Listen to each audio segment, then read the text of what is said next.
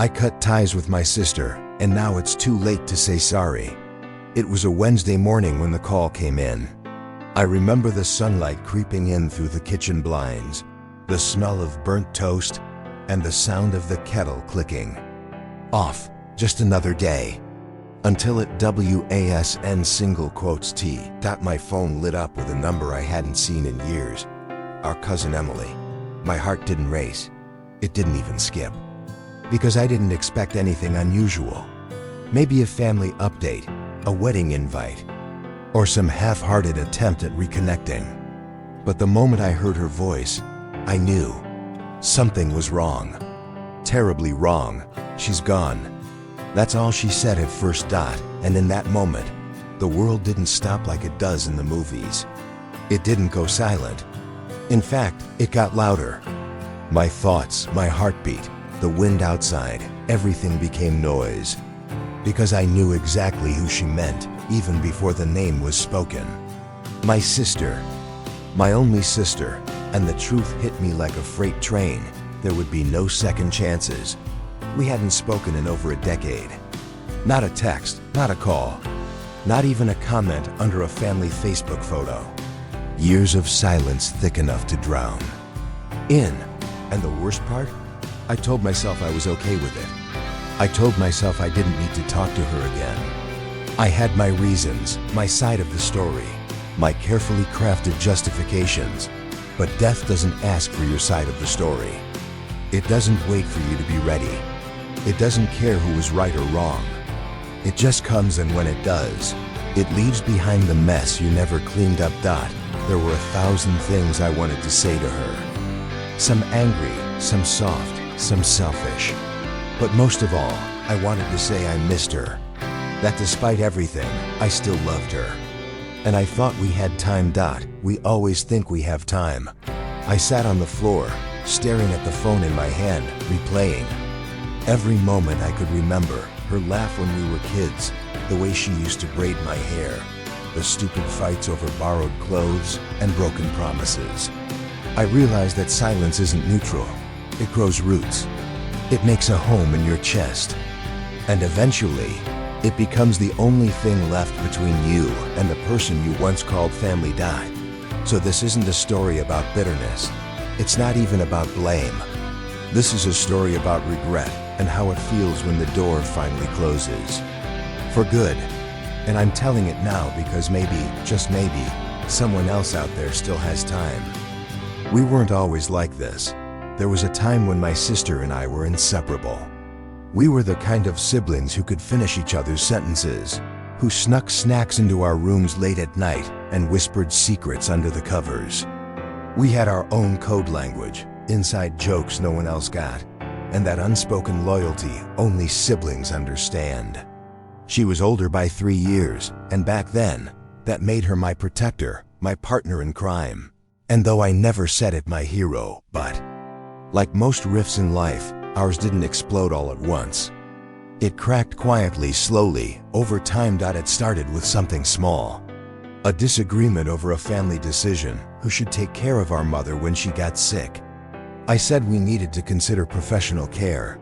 She called it cold. I said we had to be realistic. She said I was being selfish.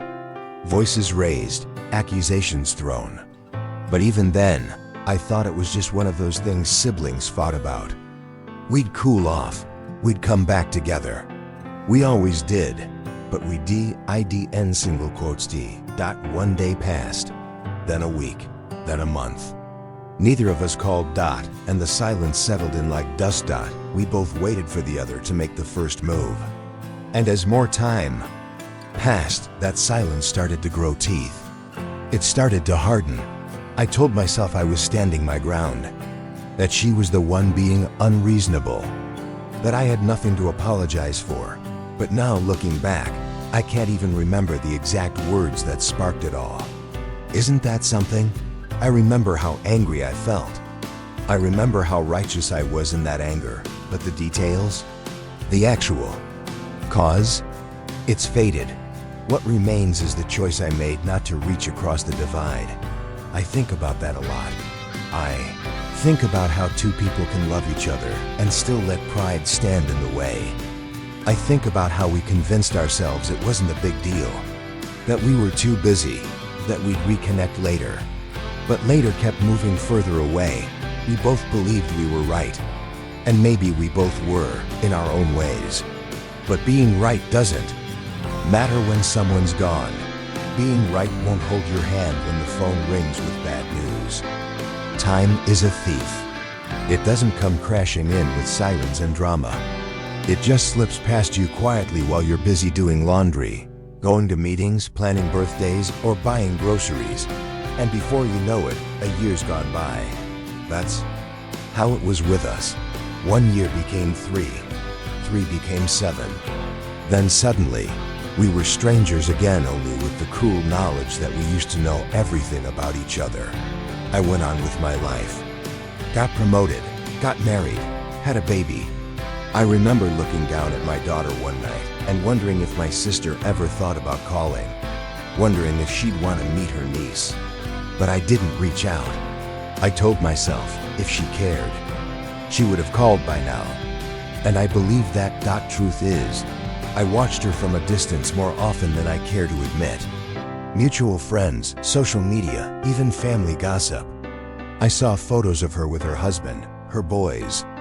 I noticed when she changed her hair, when she posted about volunteering, when she took a vacation to Italy. I felt proud of her, jealous even. But still, I said nothing. I made excuses. Life was busy. Timing wasn't right. What would I even say after all this time? It was easier to stay quiet. We missed weddings, birthdays, Thanksgivings. Our mother passed away, and the silence was so thick between us at the funeral, we barely made eye contact. We stood on opposite sides of the room, grieving the same woman with walls between us so high, neither of us knew how to climb over them. And yet, part of me kept waiting for some grand gesture, some sign. I thought maybe, one day, we'd bump into each other and laugh at how stubborn we'd been. Like something out of a movie. But this wasn't a movie. This was real life. And real life has a way of moving on whether you're ready or not. And every day I didn't pick up the phone. Every year I didn't send a message. The space between us grew too wide to cross casually. We were living separate lives, and I fooled myself into thinking it didn't hurt. I didn't cry right away. When Emily told me, I went numb. My fingers gripped the edge of the counter. My mouth opened, but no sound came out. I must have asked her to repeat it, though I don't remember the words. What I do remember, what I'll never forget, is the stillness that followed. She collapsed at home, she said. They think it was her heart. Just like that. Gone. My sister, who I hadn't spoken to in over a decade, was gone. And the worst part, the most gut-wrenching part, was not that she died. It was that she died without hearing a single word from me. Not one. No apology. No I miss you. Not even hello. I sat there on the floor of my kitchen, phone in hand, memories flooding back like waves during a storm. Our childhood. Our laughter. The fights. The silence.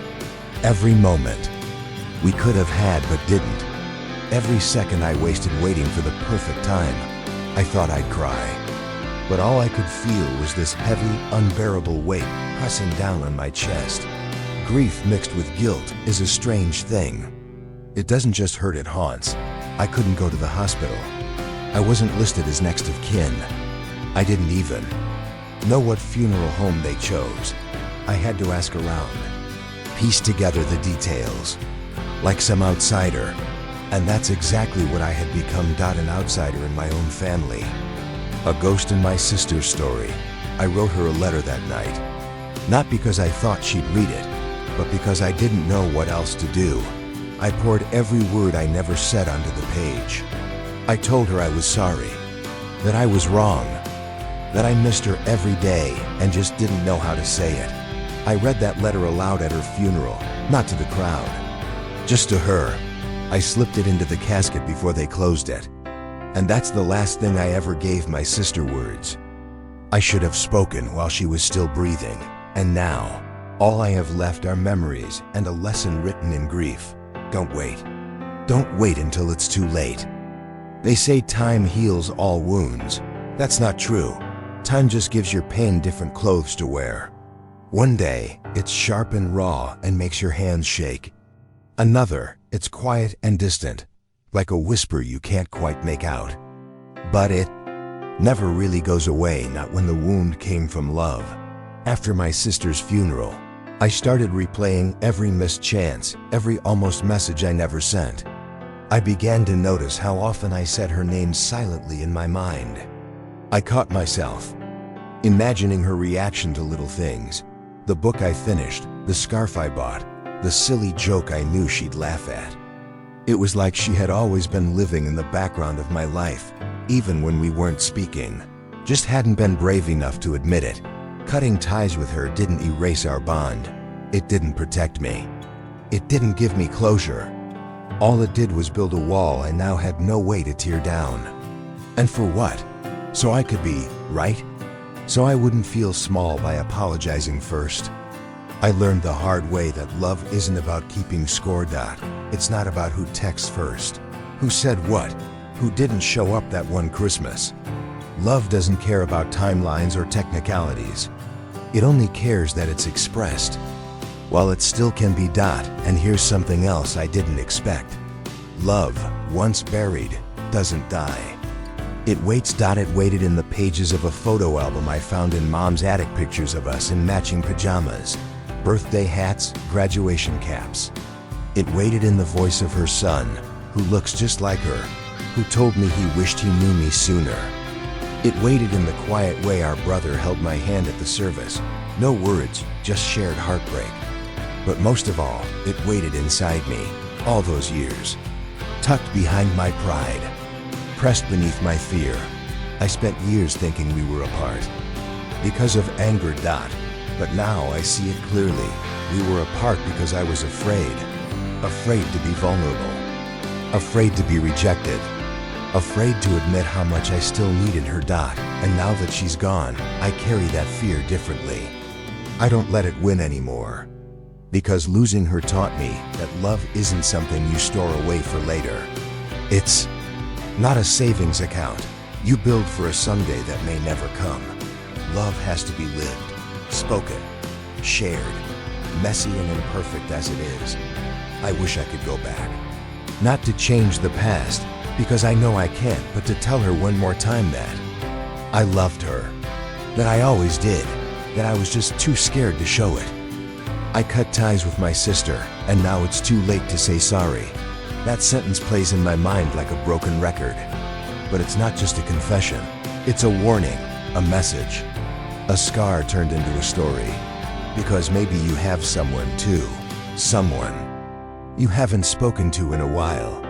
A sibling, a parent, a friend. Someone you love, but don't know how to face. Maybe the silence between you has grown so wide, you don't even know where to start anymore. Start anyway. Send the message. Make the call. Write the letter, even if it feels awkward. Show up, even if it's been years. You don't need the perfect words.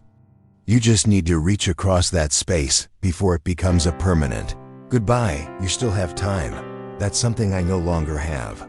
But maybe, by sharing this, I can help you keep what I lost. Maybe my regret can build a bridge for someone else's healing before it's too late. And if by some miracle, my sister is listening somehow, wherever she is, I hope she knows. I'm sorry. I love you. I always did. And I always will.